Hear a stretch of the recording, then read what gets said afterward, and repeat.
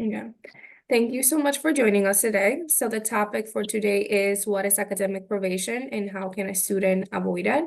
As you're able to see, we do have different departments together. We have the Advisement Center, Financial Aid, and Student Enrollment Services. So please take the time as well to ask any questions that you may have. And remember, we are here to help and support.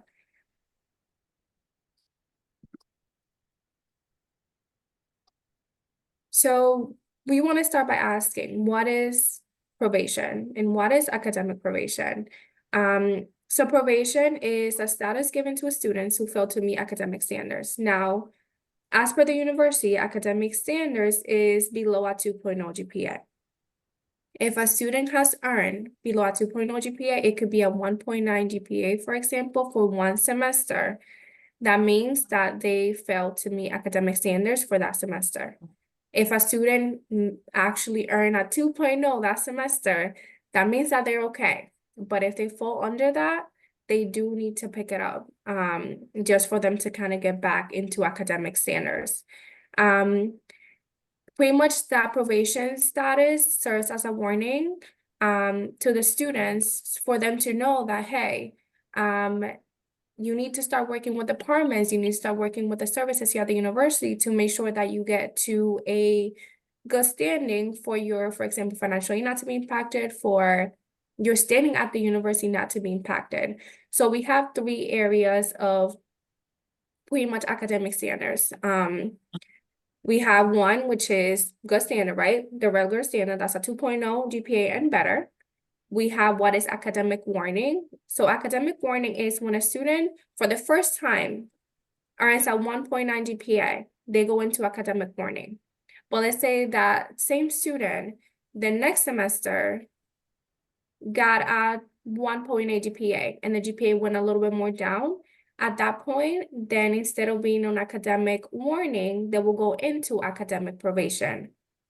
Now, after academic probation, it might be, depending on how the student is doing throughout the semester and that semester, it might be that they might be dismissed from the university if they're not working with their success team. And that's something that we're going to be discussing along the way throughout this presentation. Caesar? Yep, thank you. So as mentioned by my colleague, one of the primary reasons for a student to be placed on probation is primarily their GPA. Now, there are different factors in which a student can be involved in having a low academic standing. And as advisors, what we like to do is we really make an attempt to build a relationship with the student, because a lot of times, the majority of the time, it can really be about getting acclimated to university life, really managing their time effectively.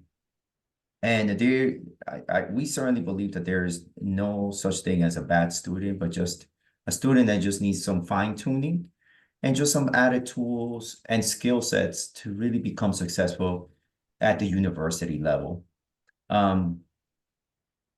Failing a class, attendance, which we will go into more detail later on in the presentation. But some of the contributing factors are primarily have to do with attendance and just not completing assignments. It's nothing to do with behavior or anything like that. It's just the lack of attending to the responsibilities in class that will place a student on probation. And like it was mentioned, even if a student is at a 1.99, they will be placed on academic probation. And we'd like to emphasize to the student that even though you may fall under the probationary status, there's always an opportunity to really learn from the experience, develop some newfound skills, and also utilize the resources that are available on campus to be successful. And those students that take that into consideration and really seek help, because that's what it is. A lot of this is seeking help, asking for help, and really building relationships. We've seen a lot of students come out of probation successfully. The only time a student will not come out of probation if they're not doing their due diligence or they're not communicating. That's the only time where we see students not moving out of probation. Otherwise, as long as they're maintaining contact and seeking help, they certainly can move out of the probationary phase. So now we're gonna move into the satisfactory academic policy, which our colleague is going to be discussing. I'm gonna start sharing my screen. Okay, so for financial aid, academic standards are pretty much the same as the academic side of the house. However, if a student falls below a 2.0 GPA, then they lose their eligibility for financial aid within the first time that they drop below that. Incoming students, however, are not evaluated until they have completed at least 2 semesters. So that student would be evaluated at the end of the spring semester. So if they fall below the GPA for the first semester, they have at least 1 additional semester to regain a 2.0 GPA. At the end of the spring semester, if they have not, then they lose their eligibility for financial aid. However, once a student does drop below the 2.0 requirement, they are given an opportunity to appeal and regain financial aid eligibility. But for financial aid purposes, we look at 3 different components for a student to meet satisfactory academic progress.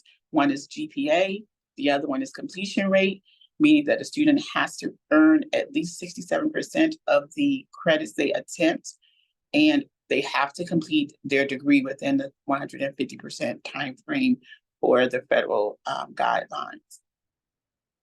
So you'll see on our website that we have all this information listed on what are the requirements, when a student must complete those requirements. If a student does fall below the requirements, they are placed on, they lose their eligibility, but then there's the process explained how to regain it, which is through the appeals process. Once the student appeals, though, if they do not meet the requirements of the appeal, then the financial aid is lost indefinitely. And the only way the student can regain it is if they return to meeting the standard 2.0 and 67% completion rate. This information listed on the website currently will be updated for the fall semester. So if you have an incoming student, you would definitely want to revisit this page in July or August for any updates. And unless we have any questions, I'll turn it over to our next presenter. So I just have a few comments that I wanted to make to keep note. When we're talking about GPA, we're talking about the overall cumulative GPA. So it's overall totals of GPA. And when we're talking about the number of credits and the percentage of completion, we're talking about all of the overall credits of completion. So if your student is also a transfer student and they've transferred in 33 credits, 40 credits, those credits are also taken into account into the completion rate. The other part that I wanted to mention is, let's say that the student does an appeal for financial aid and either the financial aid appeal was denied because it was not, it didn't have enough substance, or it did not have enough of documentation. The student may be asked for additional information, but if it is completely denied, then there are other ways that the students can mitigate their balances while they're in school. Our Office Student Enrollment Services is available to sit down with the student, kind of review what's happening with their account, kind of figure out, okay, how many semesters does it take for this student to come out of a financial aid appeal, SAP appeal, based on the number of, based on their GPA, the number of credits, and come up with a plan for moving forward. It is very important that the students follow the plan, because that's what happens when they do not follow the plan. Then even for an appeal that was approved, if they do not follow the plan and the conditions for the approval, then they fall back into that SAP status. And it just, once the aid is removed, it is very difficult to kind of like get the students back on path. So it's important that the students always follow the plans, both academic and financial aid plans, to make sure that the student is successfully moving forward. If we don't have any more also- questions. Yeah, I would just like to Mm. add before the questions that all these offices that you hear about or we're presenting today, academic advisement, financial aid, and student enrollment services, we all work together with the students to create an academic plan should they need one and help keep them on track. I also wanted to say that if a student is not meeting just overall like satisfactory academic progress, there is another form of appeal, like if the student got dismissed and things like that. And a lot of students tend to think that just because they completed the staff appeal for financial aid, that suffices for their academic appeal, but it's not the same. So students need to be very wary if they have to fill out different types of appeals, that they are doing them within the timelines that they're given.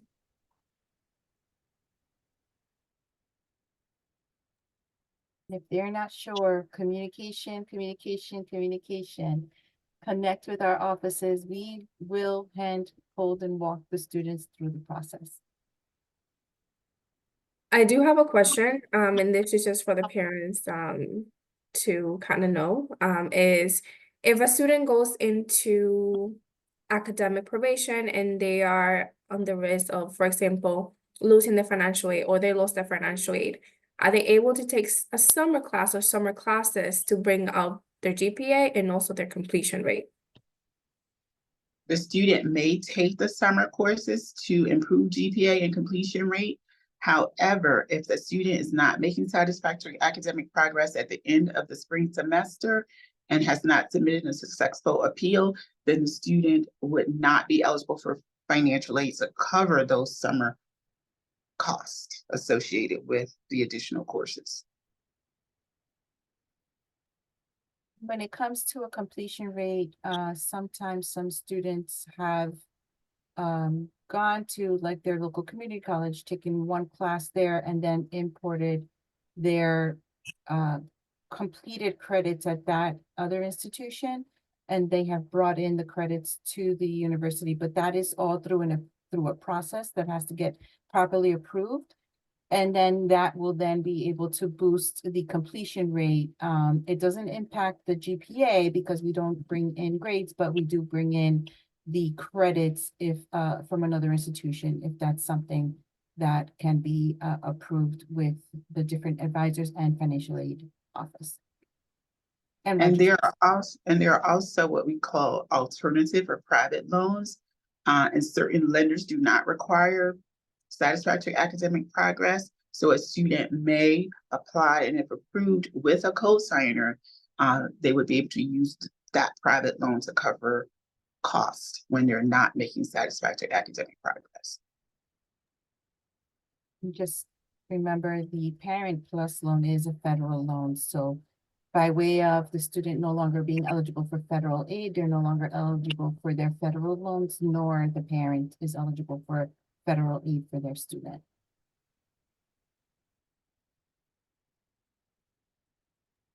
Any other questions, Ava, or we're okay to continue? Just want to make sure. We can, the ones that were submitted prior to, like during the registration, we could cover at the end. Okay, thank you. Okay, so now we're going to talk a little bit about how to avoid probation. So at the university, we have a lot of different resources that students are able to utilize, and they are completely included in their tuition. So when they're here as a student, there is pretty much no reason for students not to utilize them, because at the end of the day, they should be connecting with their success team to make sure that they know the resources and also connecting with their peers, and so on, just because that definitely helps a lot in regards of, one, retaining the student, right?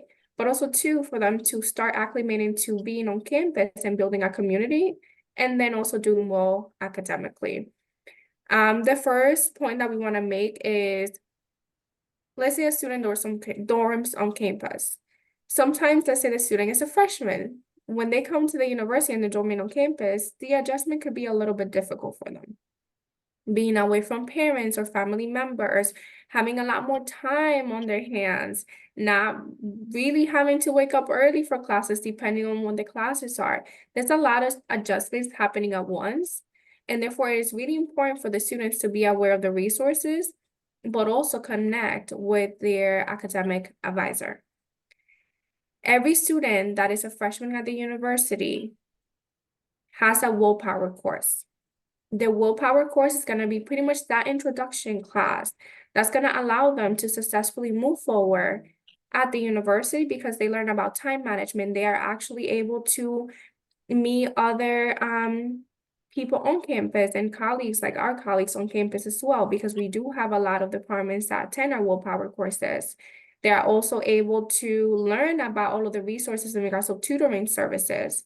So the students are really getting introduced to resources the moment they stepped in to the university. Yes, Ava. So what about transfer students? For transfer students, we do not have willpower.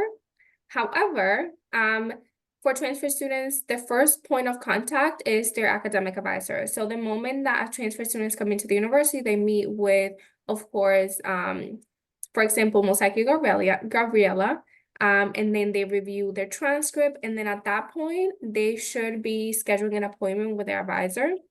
And then that advisor should be the person that provides them those services to them. So that way, when they leave their offices, or even if it's let's say a Zoom meeting, at least they're aware of the resources that we do have on campus. As an advisor myself, I would tell my students, if you have any questions, concerns, if there's anything that I could do for you, please do not hesitate to reach out.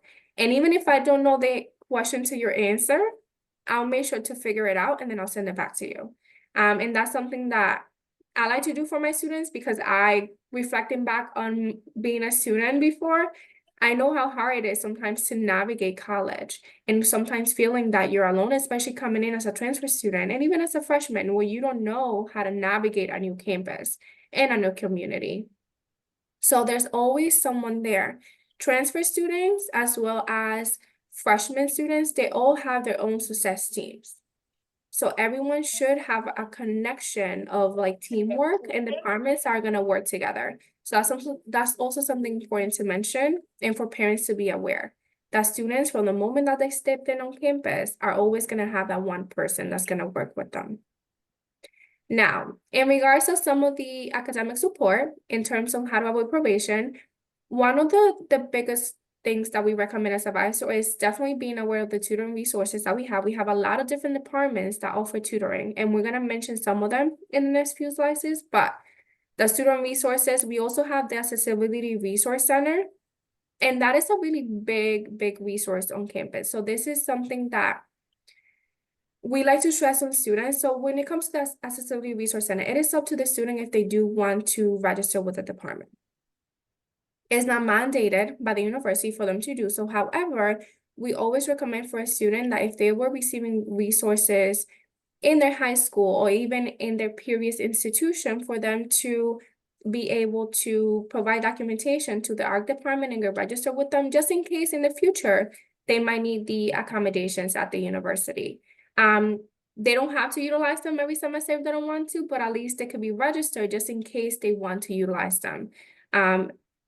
In my opinion, it's better being prepared and using them whenever they want to, rather than having to go through the process and then having to wait to get those resources. One of the other services that we have, yeah, Can I just say something? of So course. for those of you that may not know the Accessibility Resource Center, like if your student had an IEP or a 504 in high school, they're the ones that you will need to submit the documents in order to be able to get accommodations. And if there's any questions in regards to ARC, the department is great, you know, working with students. They have contact information, and I'm going to be sharing a little bit of that in a few seconds, but they're great people to work with. Other support services that we do have at the university, we also have the Counseling Health and Wellness Center, and that is completely free for students, and students are able to meet with For example, counselors at the university, they can have weekly appointments, they could check in with them. We also have health benefits as well. So if a student is having a headache or they're not feeling well, they could definitely go there. We have a social worker as well on campus. So if a student needs a little bit more support in terms of they're struggling, for example, sometimes with problems at home, or like they need food insecurity. There's a lot of different services that we do have, and we usually connect the students with a social worker on campus. Her name is Teresa, and she's a great person just for the students to know. My advice from this point is, if your student has not connected with an advisor, please, please, please let them know to connect with the advisor. That way we can start having those conversations. And if they have any questions, concerns, that is the time for them to let us know. So that way when they leave our offices or the meeting, they feel a lot more confident and comfortable with pretty much where they are in that moment. Like I said, every student has a success team. They should know who their success team is. It looks different for every student. Reason as to why I'm saying that is because there are students that don't on campus, there are students that are athletes on campus. So their success team is going to look completely different. Their success team is their academic advisor, faculty mentor, financial aid counselor, career coach, and who am I missing someone just to make sure? Career coach. I believe that that's, and then, yeah, and then the student, which the student is in the center of their success team. So just to add to what my colleague was saying, if they're an athlete, they'll have their coaches, athletic director as part of their success team. So it really looks different for each individual depending on the status of the student when they came into the university. Since we have different colleges, there's different deans, different chairs. The success team is, the makeup of the success team is based on the individual, the student coming into the university and what their concentration or status is, student athlete, student government. It has a different look to it for each single one of them. All right, so academic support. One of my favorite ones I always tell students is tutor.com. They are available 24/7. And these are experts that are available at any time of the day. I always tell students don't look for a tutor at 3 in the morning because that's very concerning. I always joke with them about that. But on campus, we have the Writing Center and we have the Academic Success Center. Now, a couple of things with these two available resources on campus. We always emphasize to students to be proactive, right? Typically, the student, mentioning students that get on probation, are the students that find out very late in the game or later in the semester that now they need help. And by that, we mean like halfway through the semester, right? Because things happen so rapidly in college that before you even have a chance, you already have a paper due. You already have midterms that are coming up, quizzes, tests, right? So again, it goes back to academic preparedness. And for some of our students that they lack or just don't know the speed or how fast things can move along the semester that's when they find themselves falling behind.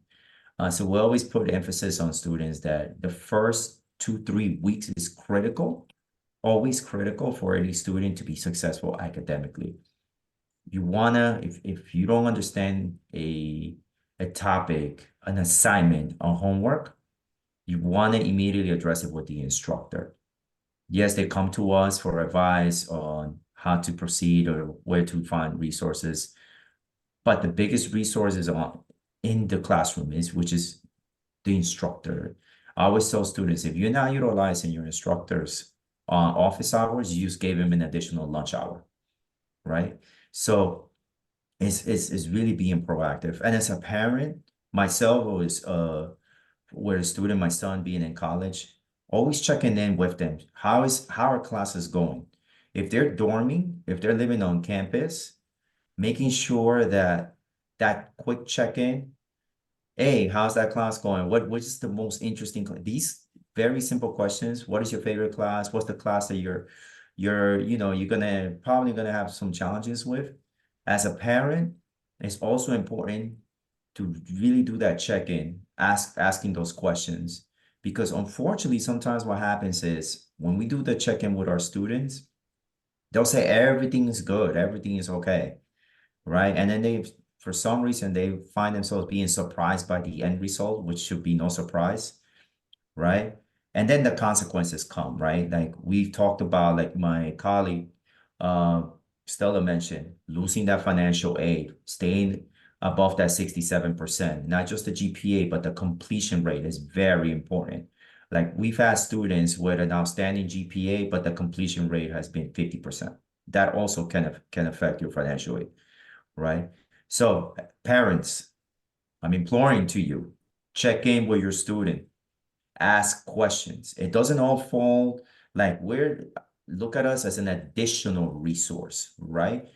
But if you're talking to your student, if you have that communication, that from all of my years of experience, the involvement of parents, even into college, I know we tend to think like high school, we're done, right? Yeah, they're off to college, they're done, they're adults.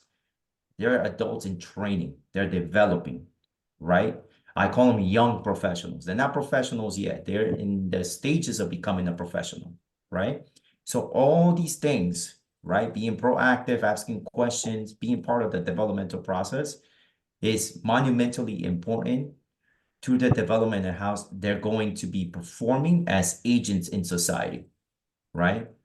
Again, we have all these resources, we have all this help on campus, but parents, you're part of this as well. You're part of, if you're not co-piloting, you're in the car, you're in that academic vehicle as well, right?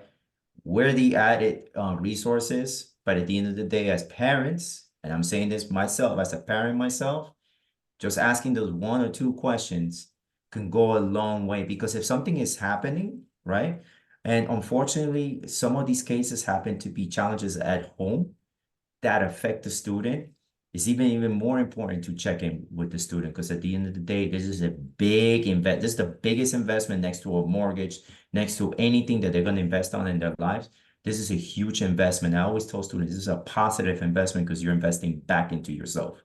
The outcome, the return of investment is going to be your education, knowledge, and preparedness to make you a marketable individual agent in society. So this is my part to the parents. Check in with your student, ask questions.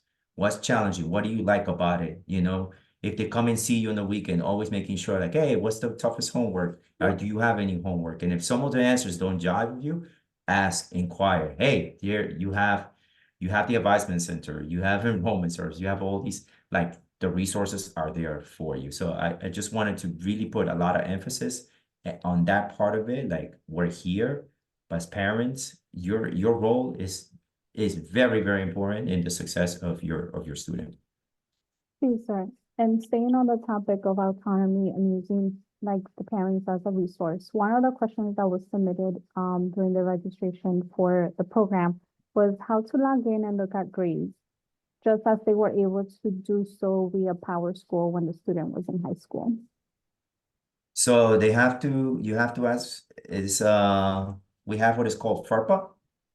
So the student has to fill out FERPA, which is the Federal Education Rights Privacy Act.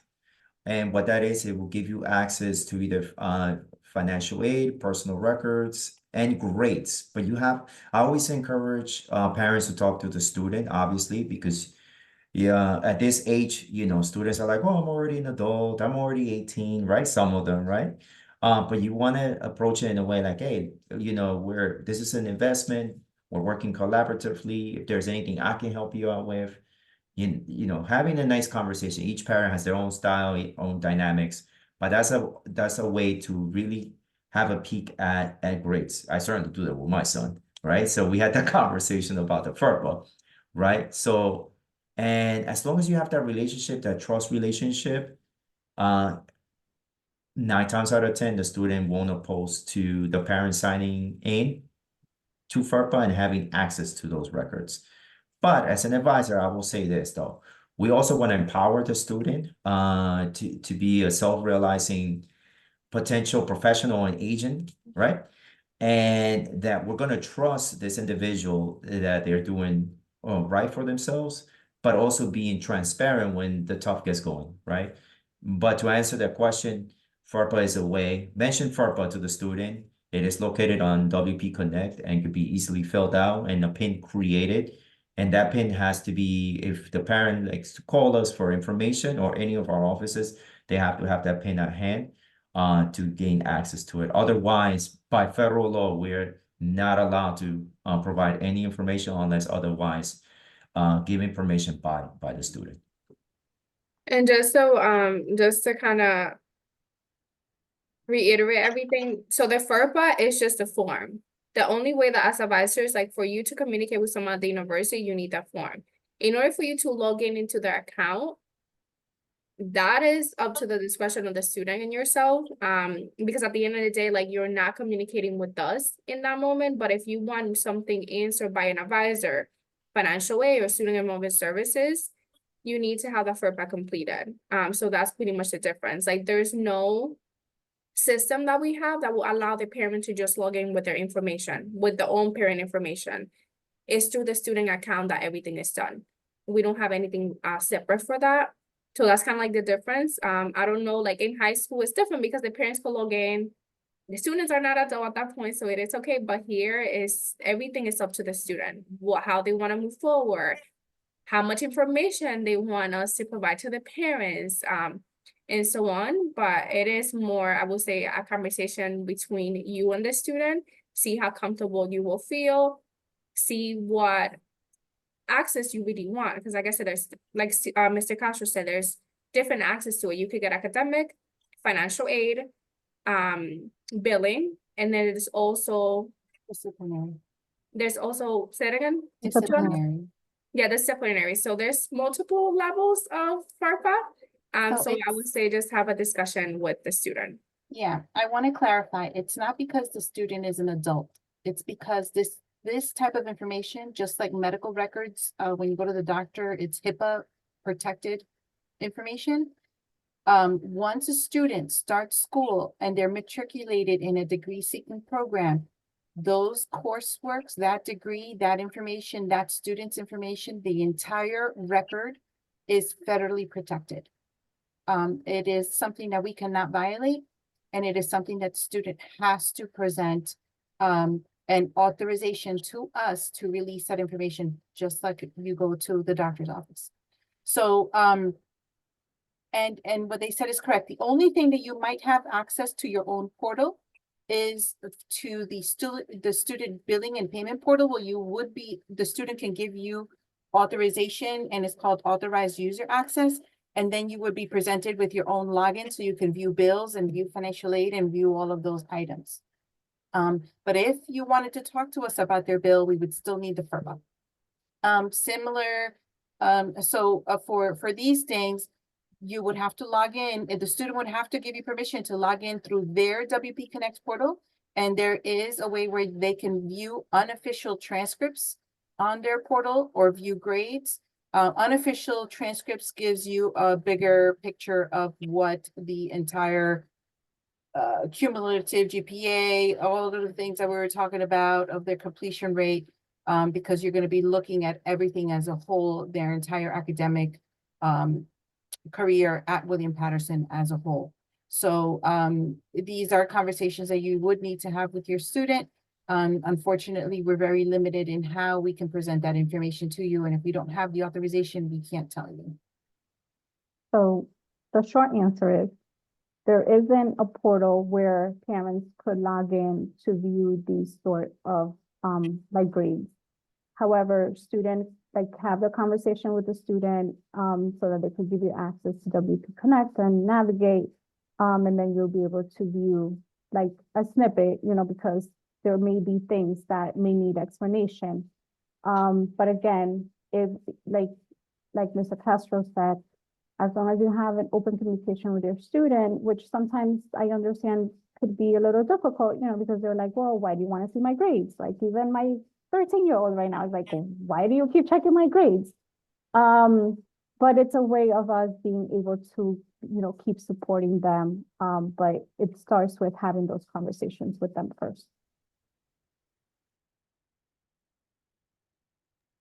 And then to finish some of the academic support services offices that we have on campus, we just wanted to mention 3 of them that I think every parent and every student should be aware of. So we have the Accessibility Resources Center, which is something that we mentioned before. If you notice here, it kind of explains a little bit of what the office is about, as well as it has the information of where it is located. And we also have the Counseling Health and Wellness Center, and we have the Office of Veteran and Military Affairs. When it comes to Accessibility Resource Center and the Counseling Health and Wellness Center, all the students can take advantage of those 2 offices. But when it comes to the Office of Veteran and Military Affairs, those are more designated for students that are either active duty members or they're veterans. So just kind of keep that in mind. But if a student ever wants to stop by, say hello, I mean, all the spaces at the university are welcome. They're welcome. And any questions when it comes to academic and support services, or we could move on? Just want to make sure. Okay. Okay, so to finish the presentation, Mr. Castro is gonna tie everything up, and then we go into questions and answers.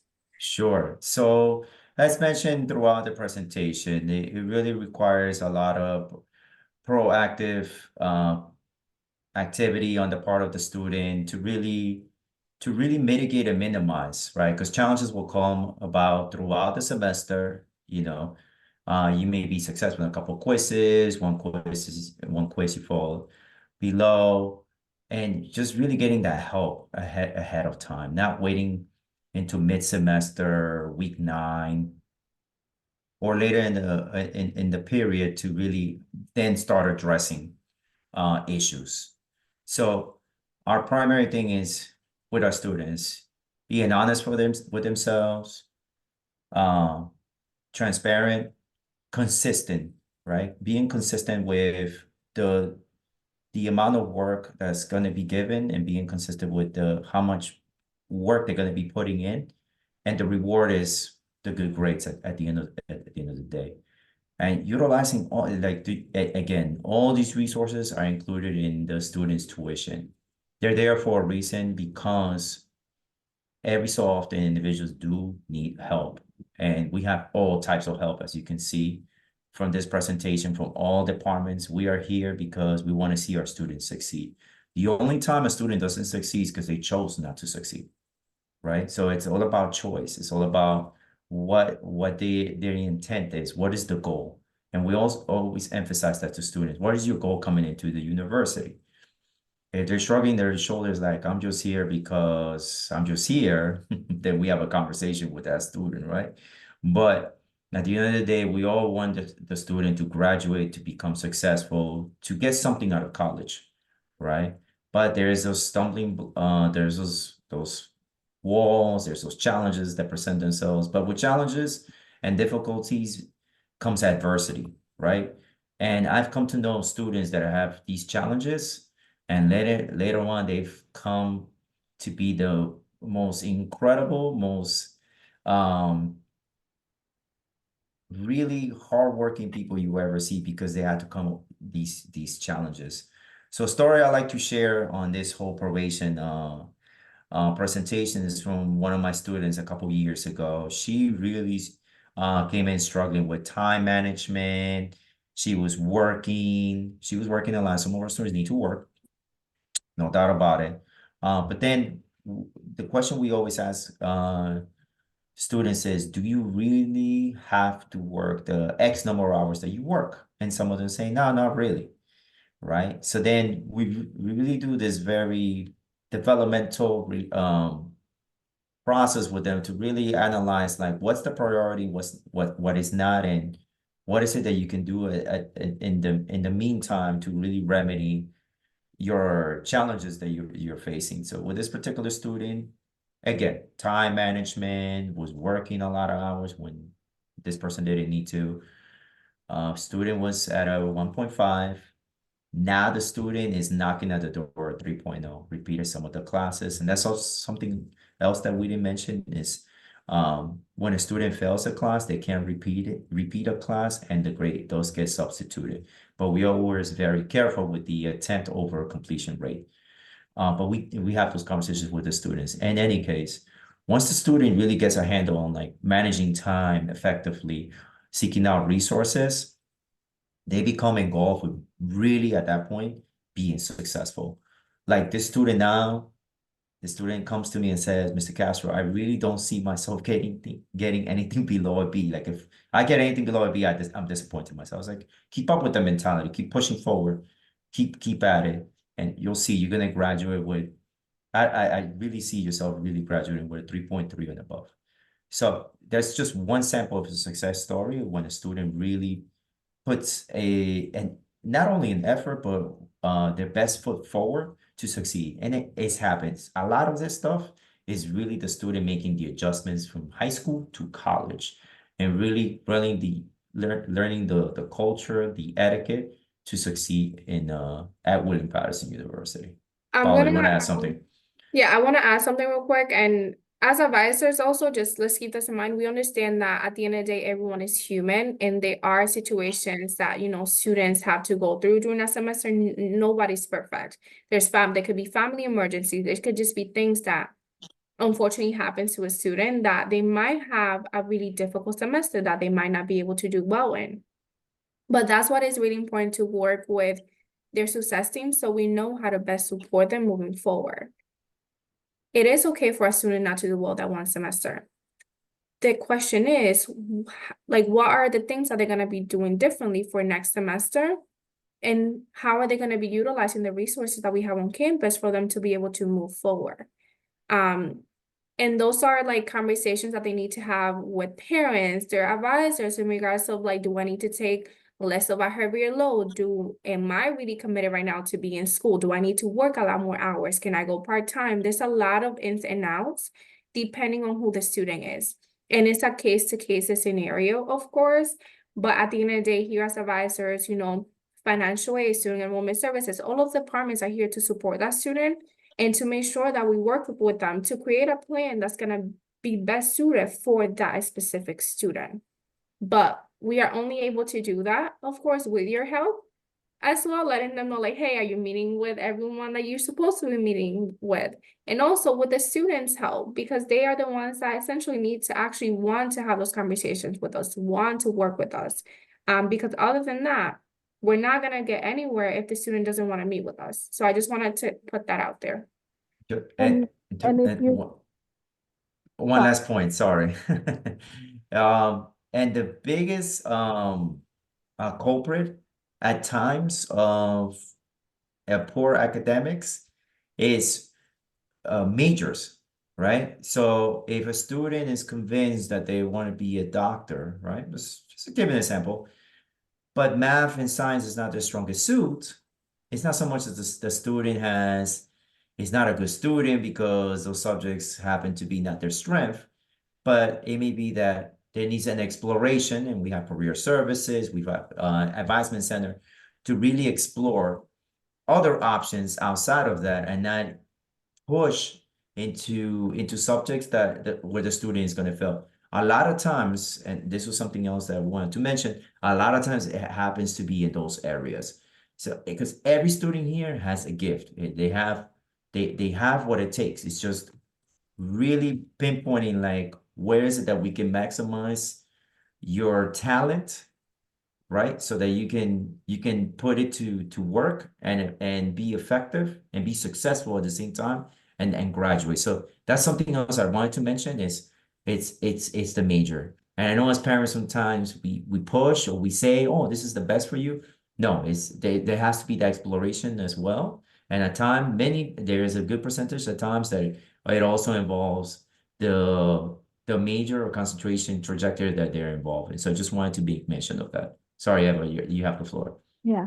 So I wanted to say, if your student doesn't know what they need to be doing or who to reach out to and you want to help them, then all you need to do is reach out to me.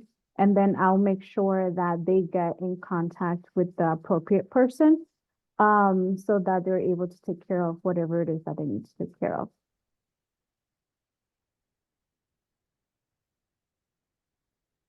So we have gotten to the end of our presentation. Thank you for joining us. This is a time to ask all the questions that you may have, and then everyone here will be able to hopefully answer for you. And if we don't know the answer to it, we'll definitely make sure to look for the answer, and then we'll let Ava know, of course.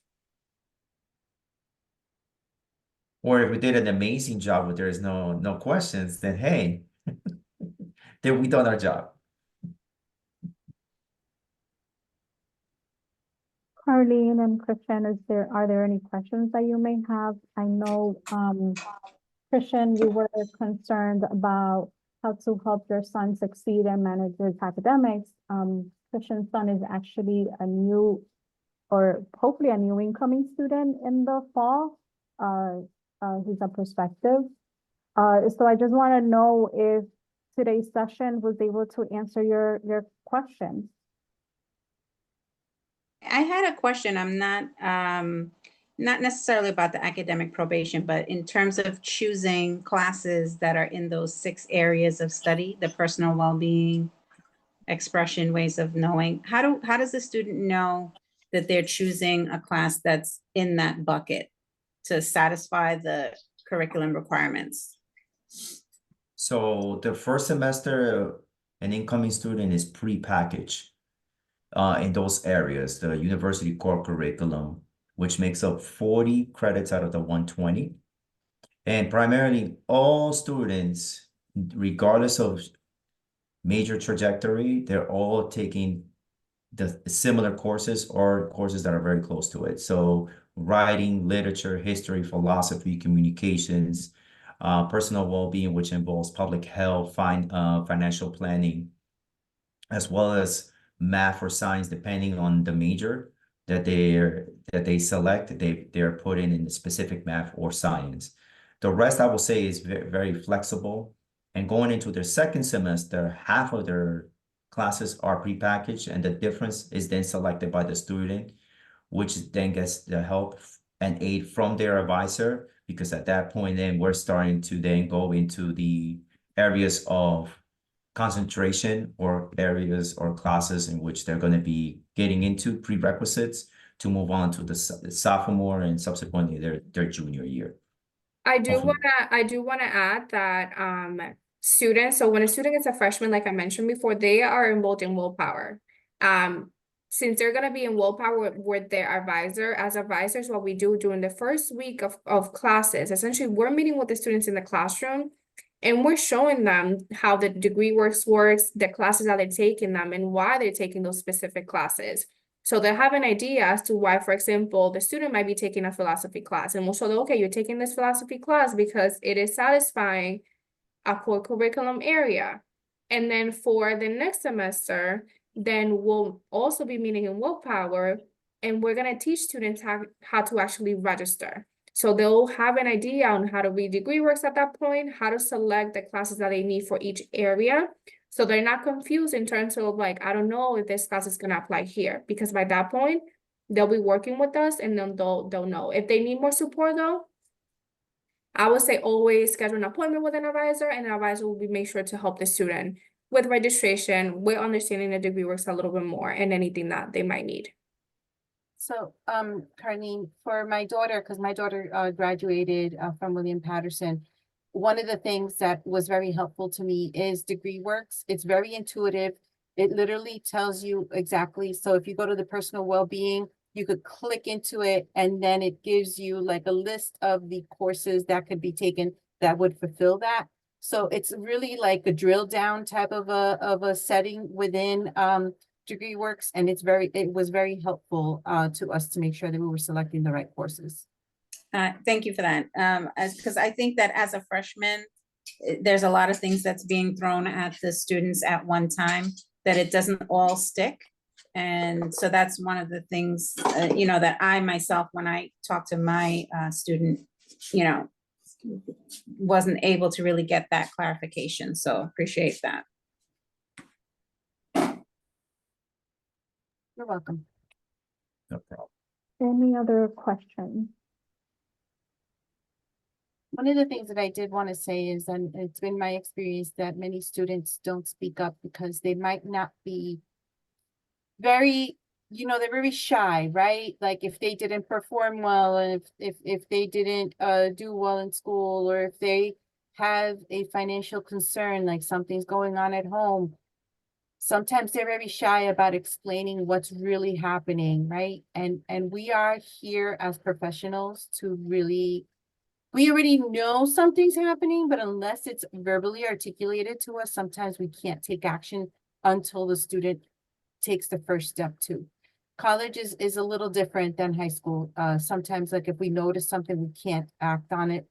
For instance, accessibility resources center, if a student, we kind of like understand that there might be some sort of disability, we cannot activate another office to take action until the parent or the student does that action first.